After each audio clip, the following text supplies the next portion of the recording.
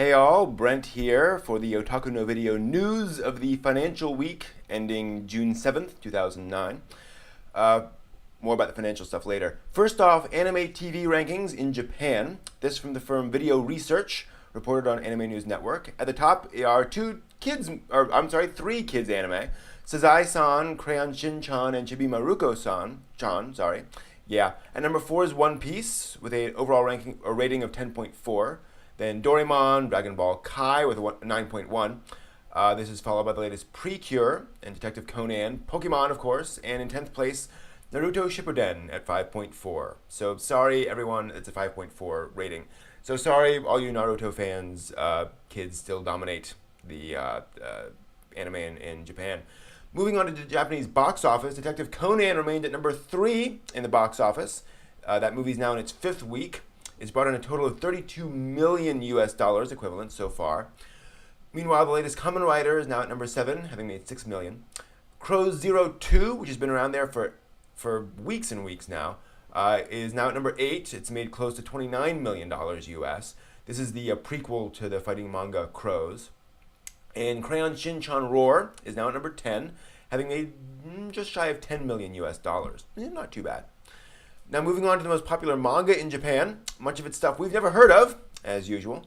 Though the top of the list is Vagabond, number 30, selling almost 300,000 copies of just that volume alone. Tenjo Tenghe, number 20, is still on there, at number 7 on the list, having sold 274,000 copies.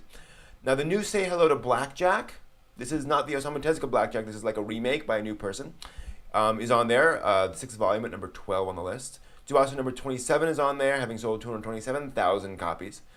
And Naruto number 46 and Negima are on there as well. Interestingly, so is the Fullmetal Alchemist Character Guide. Not a manga, just a character guide. That sold 28,000 copies in its first week, which is less than I thought it would. Then again, it is just a character guide. Back across the Pacific to manga rankings in America. At the top is Negima, number 22. And then going down the list, there's some Fullmetal Alchemist, Tsubasa, and Fruits Basket. All the rest, the other 6 on the list, are all Naruto. Naruto fans, you may now rejoice. That goes up to the latest volume of Naruto, number 44. Now, a follow-up to something from last week, the ban of rape games. And before anyone else freaks out, this is specifically trying to deal with games where the point of the entire game is to rape girls. You know, there are these games where that is all you do is rape women. And that's really what it's targeting. The Japanese Ethics Committee, this Japanese Ethics Committee that sort of rates and allows games on the market or doesn't depending on content. Basically, they were going to meet, they met, and they did come up with a decision on this like right away. Like that day, they decided to make this change. For a couple of different reasons. And according to a blog called Canned Dogs, and if it's reported on a blog on the internet, it must be true, the guidelines are actually fairly strict. The rape content can comprise no more than 20% of the game's total sexual content, like all the HCG.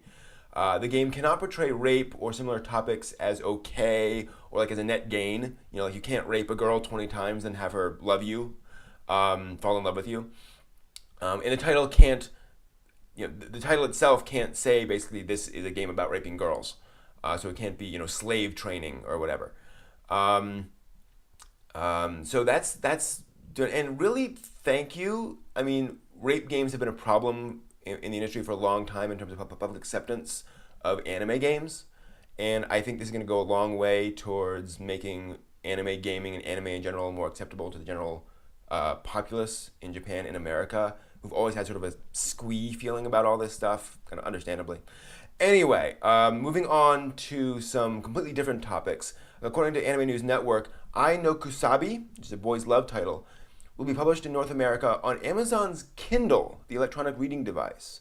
I believe this is the first manga to be offered this way. There are a few Ameri manga on there.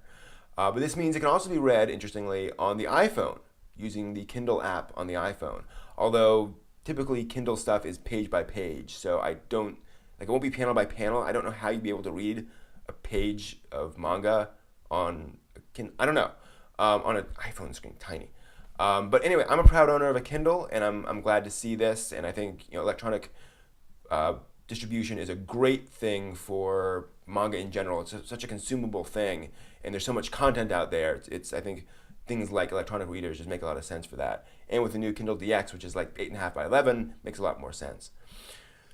Moving on, Ain't It Cool News broke this story, which is a cool site, by the way. Go to it. There's a new documentary coming out called The Fragile Heart of Moe. It basically talks about manga and Comiket. And AICN has a flash video on there showing a pretty long clip from the documentary, so you can go and check that out. Just search for Fragile Heart of Moe AICN, and that will take you to that. Also in anime news, Miyazaki's new film Ponyo on the Cliff of the Sea will open in the US on 800 theaters starting August 14th. That'll be the largest opening ever for a Miyazaki film in America. Very cool. For reference, Spirited Away expanded total to 700 screens. So cool. That was 6 years ago. Wow. Meanwhile, industry news, getting back to that financial thing. According to ANN, Funimation's owner Navar announced its financial report for the first quarter of 2009. Sales in its publishing division, which includes Funimation, was down 12% for the year and 25% for the quarter. Although they did note that that's a lot of that's because they closed the subsidiary, so no big deal. The tone overall seemed quite positive, particularly regarding Funimation and how it kind of dominates its marketplace. They also mentioned that Funimation seems to have recovered from its debacle last week of posting Fullmetal Alchemist online, before it should have, and sort of leaking it out. Well, it leaked out. And I should point out, I made a mistake last week.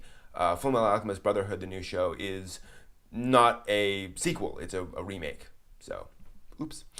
On the other hand, Gonzo's not so happy. Also, according to ANN, it just looks grim. While it actually made a little bit more money than they anticipated, it's operating on an actual loss of $35 million on earnings of 65.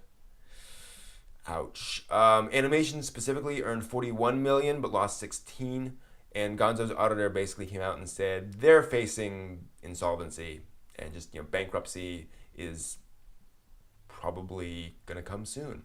Not good. Although I'm sorry, this should not be too much of a surprise. I mean, Gonzo hasn't really had a big hit since Afro Samurai 2 years ago, and then they haven't really had anything big until going back to the early 2000s. I mean, really, they've been doing stuff. And I like some of Gonzo's shows, but a lot of them just haven't really been going anywhere. They just aren't hitting them out of the ballpark the way they used to. And sorry. Gainax, on the other hand, probably is not in the same boat. They did not release their financials, but I can judge this from the sales of the Evangelion movie. And I know that's a big shock, Evangelion selling well. But they recently released a remastered version of the new Evangelion movie. This one's titled Evangelion 1.11, You Are Not Alone. It sold 49,000 Blu-ray discs in a week. This made it the top-selling Blu-ray disc of all time, at least in Japan. I'm not sure worldwide. Although, here's a weird note. The DVD release of 1.01 sold over 298,000 copies in 2008. It was only the number 2 DVD. Number 1 DVD? Hanayori Dango. Boys Over Flowers. Number 1 DVD of 2008. Huh? Anyway, that's all the news fit to print this week, and that's all the time I have anyway. Until next week, from the movie The Boy Who Could See the Wind, feel the wind.